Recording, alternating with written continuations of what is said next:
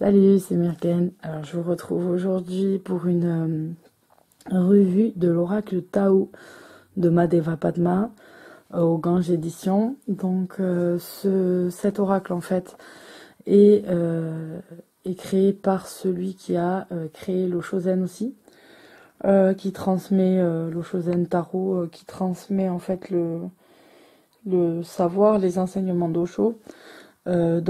C'est un oracle en fait qui est totalement inspiré du Yiking. Alors le Yiking, sur ma vidéo, sur ma chaîne ASMR d'unboxing de la box ésotérique box numéro 2, c'était l'outil de divination qui était offert.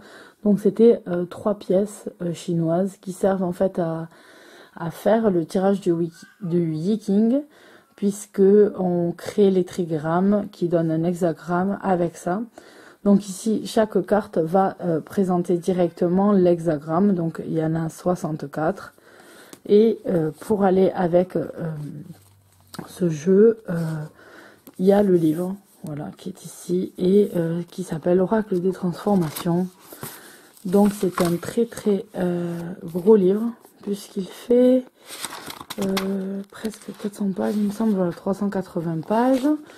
Et donc, il se construit comme tu veux. Vous avez une intro, une préface, une intro sur le jeu. Voilà, une présentation. Donc, on va vous expliquer qu'est-ce que le tarot, à propos des cartes, comment elles se construisent, et notamment les symboles et les énergies en fait qui sont associées aux cartes. Donc vous avez par exemple le tonnerre, le feu, le vent, la glace, etc. Et ensuite vous avez comment consulter l'oracle et des tirages qui vont être proposés.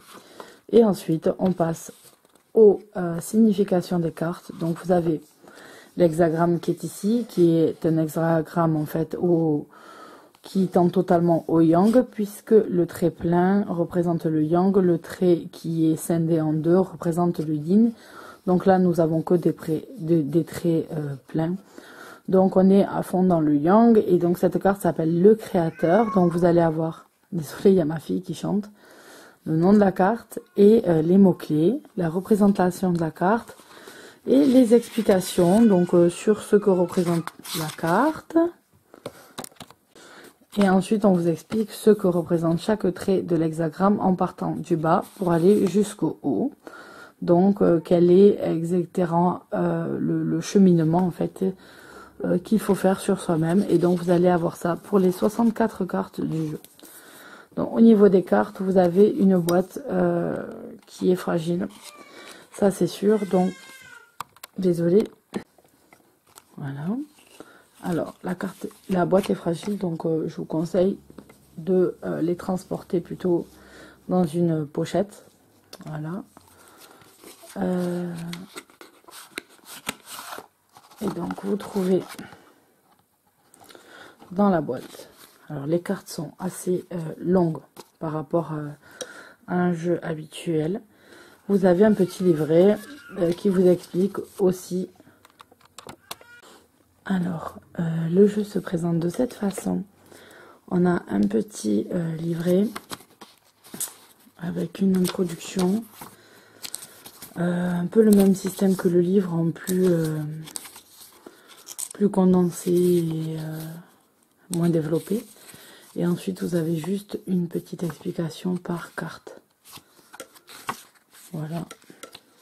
C'est tout jusqu'à la fin. Et donc, les cartes, elles sont un petit peu longues comme je vous disais. On a un fond noir avec le symbole du yin et du yang. On voit ici une lune, une fleur de lotus. Donc moi j'aime bien ce côté, c'est assez sobre en plus. Ça fait, c'est très joli. Et donc les cartes, voilà. Alors je sais qu'il en existe avec un fond un petit peu crème sur les cartes. Je le trouve peut-être plus sympa en crème. Et c'est vrai qu'elles ont quand même un bord très important de blanc. Donc ça peut être un petit peu repoussant, je trouve, au niveau attraction des cartes. Ensuite, dans les cartes, vous avez 2 cartes. Alors la première qui vous explique en fait comment se construisent les hexagrammes. Donc vous voyez 2 trigrammes. Si vous avez celui-là et vous avez celui-là, vous allez, ça vous fait la carte 36. Et ensuite, vous avez aussi une sorte de carte, si vous voulez, comme ça, qui se rapproche des couleurs que vous pouvez avoir. Par exemple, si vous avez ce trigramme là et celui-là, ça vous donne l'insigne qui est ici. Voilà. Et dans les symboles qu'on avait tout à l'heure, vous savez, je vous ai dit que dans le livret, on vous explique le symbole du tonnerre, le symbole... Voilà, vous les avez ici. Donc, par exemple, la carte du yin, on a ces 2 symboles-là. Et donc, ça veut dire la tendance de la carte. Donc, il y a déjà une information qui arrive de ce côté-là. Ensuite, vous avez l'illustration de la carte, son numéro, son nom. Et donc, vous avez à nouveau des symboles ici. Les 2 symboles qu'on retrouve. Donc, voilà à quoi ça correspond. Donc, même sans ça, vous pouvez comprendre, en fait. Hein. Et les mots-clés au-dessus.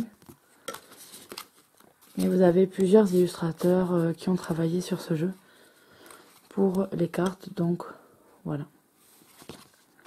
Je vais vous montrer. Vous voyez, ça change à chaque fois. Les symboles.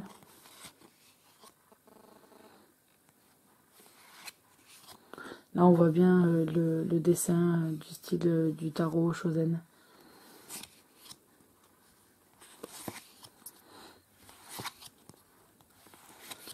Donc, pour ceux qui pratiquent déjà le Yiking, ils vont reconnaître exactement les idées qui paraissent dans les hexagrammes lorsqu'ils ils font les tirages avec leurs pièces.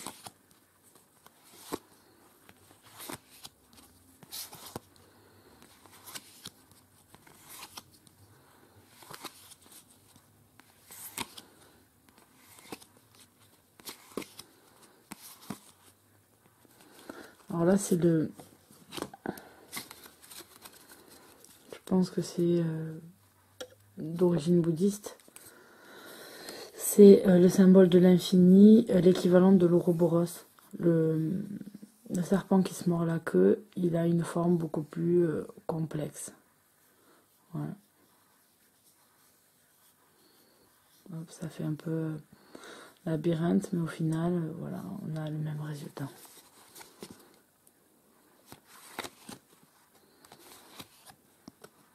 Après, je trouve que certaines ont vraiment de très très belles illustrations. Pour certaines, c'est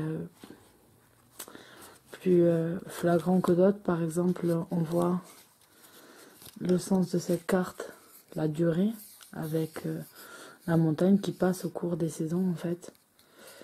Selon le cours des saisons qui va évoluer. Et on a toutes les idées qui ressortent. Donc c'est vrai que rien qu'avec l'illustration, on arrive à savoir un petit peu le sens de la carte sans avoir forcément besoin du livre pour ceux qui veulent pas forcément pousser plus loin leur étude.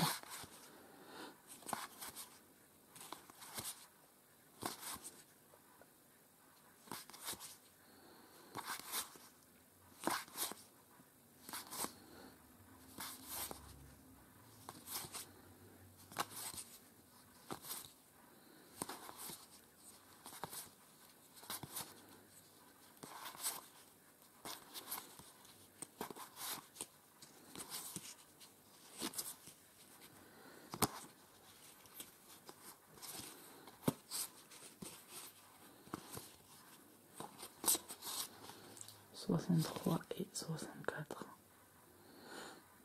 Voilà. Donc voilà pour la revue de l'Oracle Tao. J'espère que elle vous aura été utile pour mieux comprendre ce jeu. Et voilà, donc c'est vraiment très très proche du Yiking. Donc je vous conseille de de vous renseigner d'abord sur le Yeking. Peut-être je ferai une vidéo dessus, puisque la construction d'un hexagramme est assez intéressante. Les symboles sont très intéressants dans le Yeking aussi, et donc il y a pas mal de choses à voir. C'est un jeu qui peut pousser à l'étude assez,